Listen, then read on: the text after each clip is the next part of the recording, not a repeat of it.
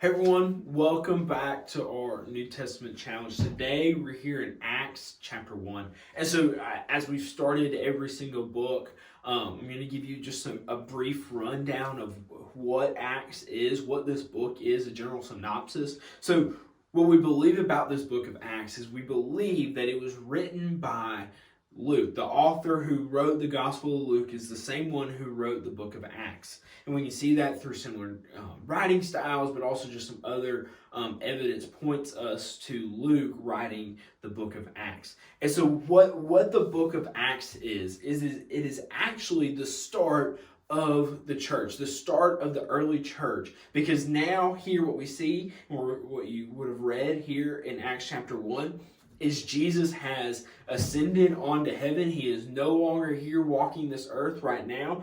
And so here we see we'll see tomorrow, when we read Acts chapter 2, the Holy Spirit coming down onto the people. And so we're going to look here today at the promise of the Holy Spirit. But this book of Acts is the start of the early church and the start of the ministry of the Holy Spirit, because now the Holy Spirit has come down and dwelled the followers of Jesus, and it is the power of the Holy Spirit going out and starting the early church. And so we will see a lot. We'll see the conversion of Saul to Paul, and we'll see a lot of the early ministry of the early church. And so today I want us to look at verses 4 through 8. It says, while he was with them, that's Jesus, he commanded them not to leave Jerusalem, but to wait for the Father's promise, which he said, you have heard me speak about. For John baptized with water, but you will be baptized with the Holy Spirit in a few days. So when they had come together, they asked him, Lord,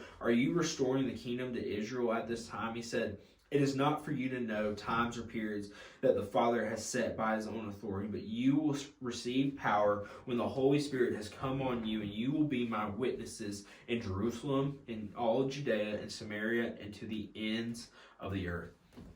So what we see here, we see a promise by Jesus of the Holy Spirit, that hey, the Holy Spirit is to come. We're going to see in Acts chapter 2 the indwelling of the Holy Spirit, and when the Holy Spirit comes down on the people.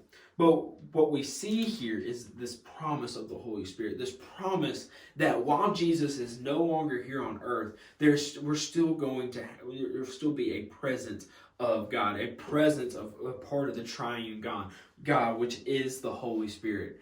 And the purpose of the Holy Spirit is he is our guide, he is our helper, and he is the one who leads us. And so if you are a believer, you have the Holy Spirit living inside of you. And that's because that is a promise that Jesus made, that he would be here for us.